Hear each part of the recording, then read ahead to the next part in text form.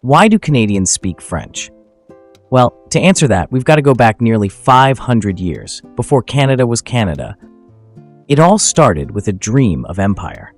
In 1534, Jacques Cartier sailed across the Atlantic under orders from the King of France. He planted a cross on the Gaspé Peninsula, claimed the land for France, and unknowingly set off a chain of events that would define this country forever. The French came looking for gold and spices, but what they found was something even more valuable: furs. Beaver pelts, to be exact. Europe went mad for them, and the French built a fur-trading empire, stretching from the Gulf of St. Lawrence deep into the Great Lakes and down the Mississippi.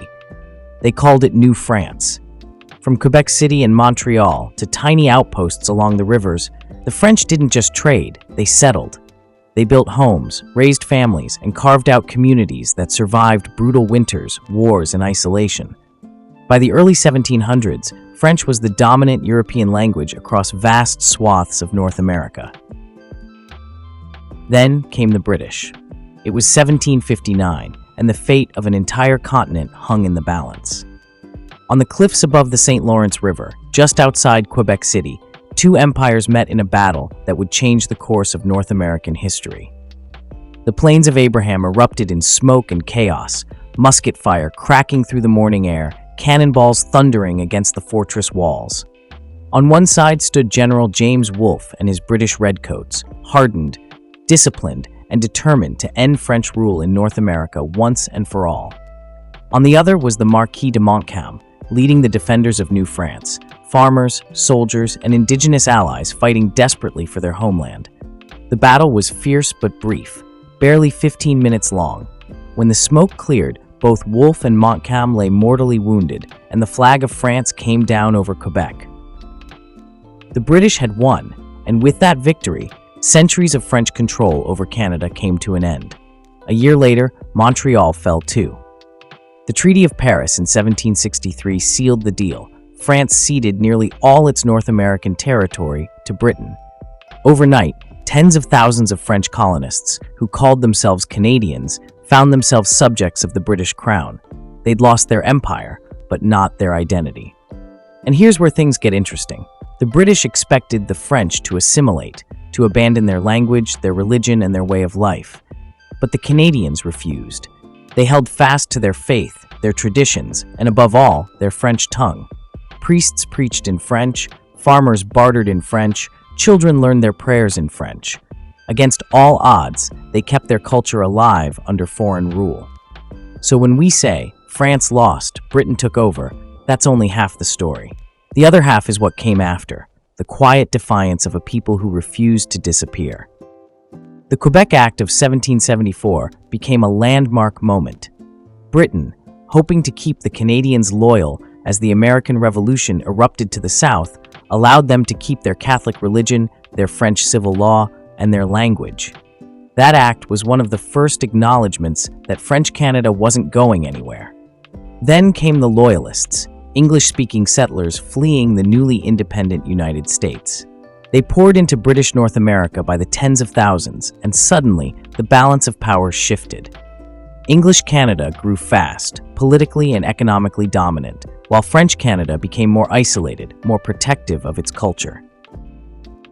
The French majority in Lower Canada, today's Quebec, had little say in their own affairs.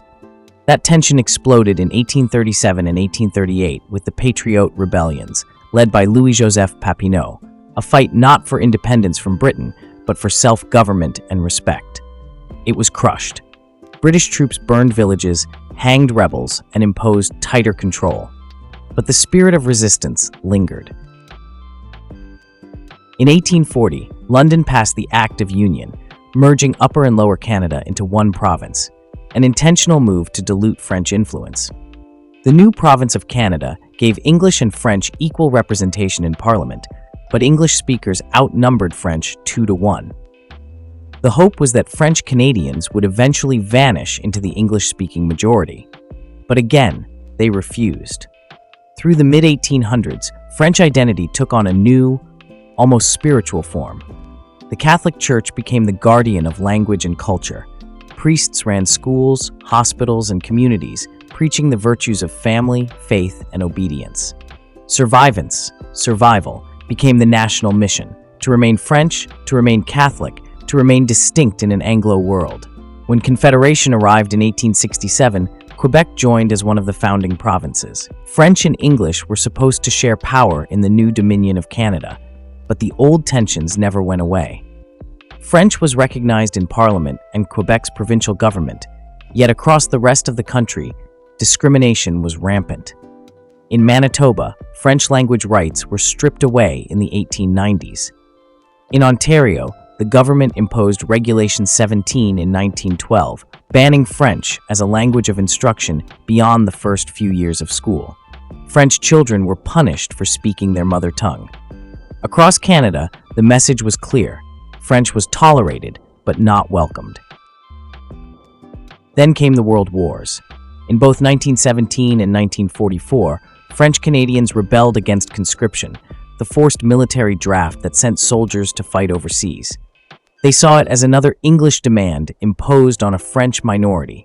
The riots in Quebec City were fierce, and the cultural divide deepened. By the mid-20th century, French Canada had become a paradox, deeply rooted in tradition, but left behind economically and politically. Then came the 1960s. The Quiet Revolution exploded like a cultural earthquake. The church's grip collapsed. Quebec modernized almost overnight, building a welfare state, taking control of its schools, its economy, and its identity. A new nationalism was born, not religious, but political.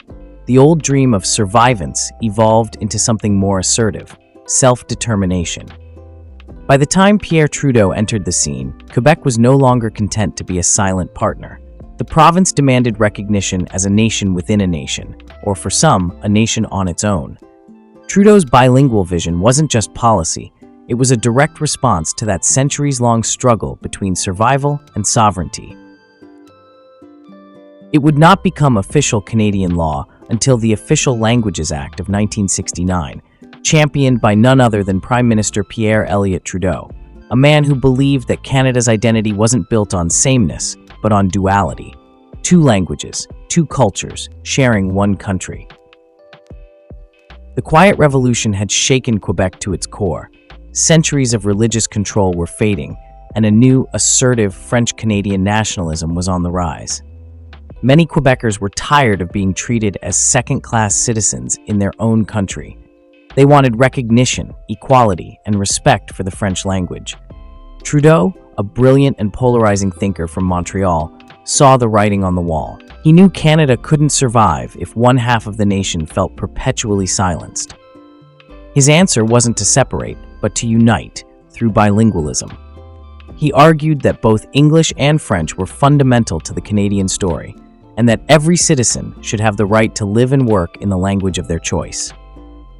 In 1969, his government passed the Official Languages Act, declaring English and French the two official languages of Canada. It wasn't just a symbolic gesture, it was a radical shift in how Canada saw itself. For the first time, federal institutions had to serve Canadians in both languages. Every government office, every form, every piece of communication from Ottawa had to reflect the country's linguistic duality. Trudeau called bilingualism a rational solution to an emotional problem. And he was right. It wasn't about forcing everyone to speak both languages, but about ensuring that both could thrive.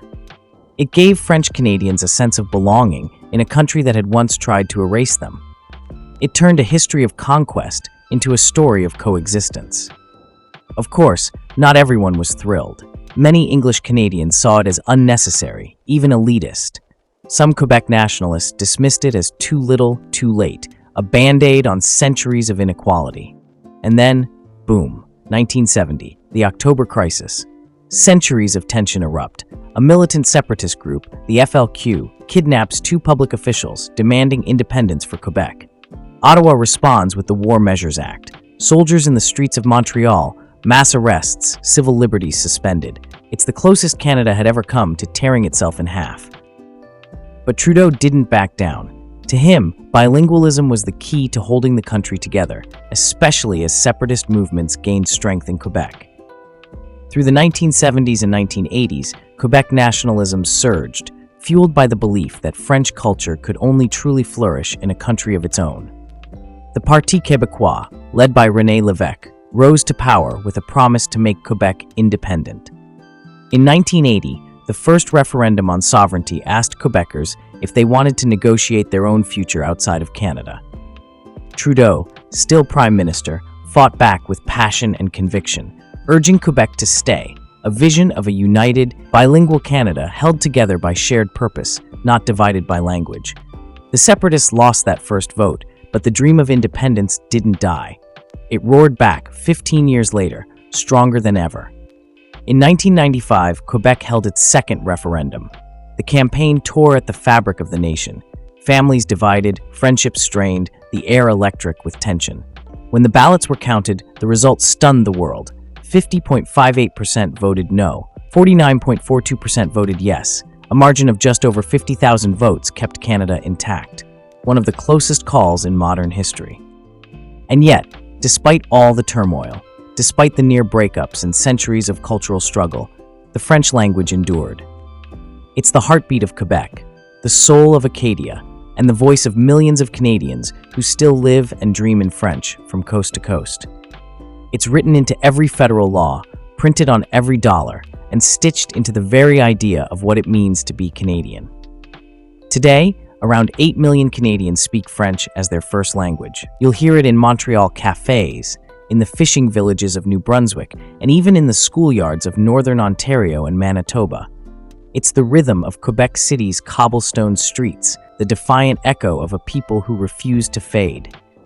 The Official Languages Act didn't erase Canada's divisions, but it acknowledged them, honored them, and built a bridge between them. Trudeau understood something fundamental about this country, that our strength doesn't come from uniformity, but from our ability to live together, even when our histories collide. So when you hear French echoing through the streets of Montreal or see arrêt on a stop sign in Moncton, remember, it's not just language. It's at the heart of the Canadian legacy. Please like and subscribe for more videos about Canada.